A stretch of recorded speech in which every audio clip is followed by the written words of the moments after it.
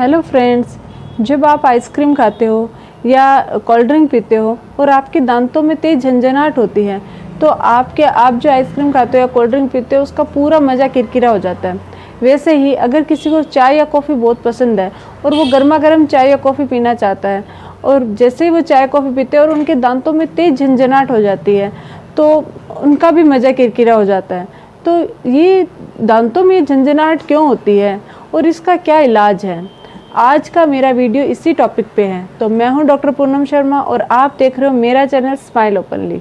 सबसे पहले ये जानते हैं कि दांतों में झंझनाहट या सेंसिटिविटी क्यों होती है। जो दांत होता है उसकी 3 लेयर्स होती है। जो फर्स्ट होती है वो इनेमल होती है, सेकेंड होती है वो डेंटिन होती है और थर्ड होती है वो पल्प होती है। जो इसकी फर्स्ट लेयर होती है जिसको हम इनेमल बोलते हैं, ऊपर की जो लेयर होती है जिसको इनेमल बोलते हैं, अगर वो घिस जाती है यानी वो निकल जाती है और जो डेंटिन है वो दिखने लग जाती है, तो ऐसी कंडीशन में क्या होता है कि जैसे ही इनेमल की परत घिस जाती है वैसे ही दांतों में कुछ भी खाते हैं या कुछ भी पीते हैं तो ठंडा गर्म लगना शुरू हो जाता है, यानी कि सेंसिटिविटी होने लगती है। अब ये जो इनेमल की परत है या इनेमल की जो लेयर है वो कैसे निकलती है या कैसे घिस जाती है, इसके बहुत सारे रीज़न होते हैं। फर्स्ट तो ये होता है कि अगर आप इम्प्रॉपर ब्रशिंग कर रहे हो यानी हार्ड ब्रिस्टल वाली ब्रश से ब्रशिंग कर रहे हो तो उसकी वजह से जो इनेमल होती है, लेयर होती है, वो घिस जाती है और ठंडा गर्म लगना शुरू हो जाता है। इसके अलावा अगर कोई नाइट ग्राइंडिंग करता है यानी कि जो रात को दांत पीसते हैं, रात को नींद में दांत पीसते हैं, उनके भी ये जो दांतों की जो इनेमल होती है वो घिस जाती है और उनको भी ठंडा गर्म लगना शुरू हो जाता है। अगर दांतों में कोई कैविटी हो जाती है और कोई इन्फेक्शन हो जाता है अंदर पल्प में तो भी ठंडा गर्म लगना शुरू हो जाता है। अगर दांत में कोई कैविटी हो जाती है या दांत ब्रेक हो जाता है तो भी ठंडा गर्म लगना शुरू हो जाता है।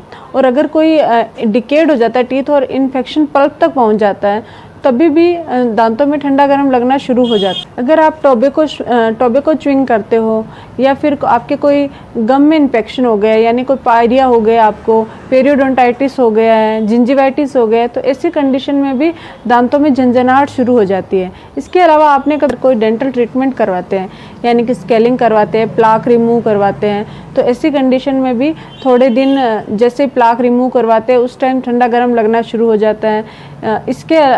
इन सब के अलावा अगर आपने टीथ की ब्रिज लगाने के लिए टीथ की कटिंग करवाई है, क्राउन कटिंग करवाई है, उस कंडीशन में भी ठंडा गर्म लगना शुरू हो जाता है। ये तो है कि दांतों में झंझनाहट किन कारणों से होती है।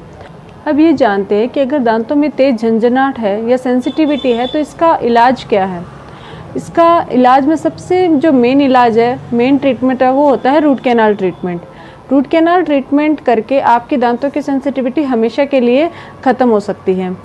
मतलब अगर कोई भी इनेमल की परत घिसने की वजह से सेंसिटिव हो या फिर आपकी किसी भी कारण से सेंसिटिव हो, मतलब इरोजन हो गया, अब्रेजन हो गया है, कोई कैविटी हो गई है, कोई इन्फेक्शन हो गया है, किसी भी कारण से अगर आपकी सेंसिटिविटी है तो अगर रूट कैनाल ट्रीटमेंट कर दिया जाता है तो आपकी सेंसिटिविटी ख़त्म हो जाती है।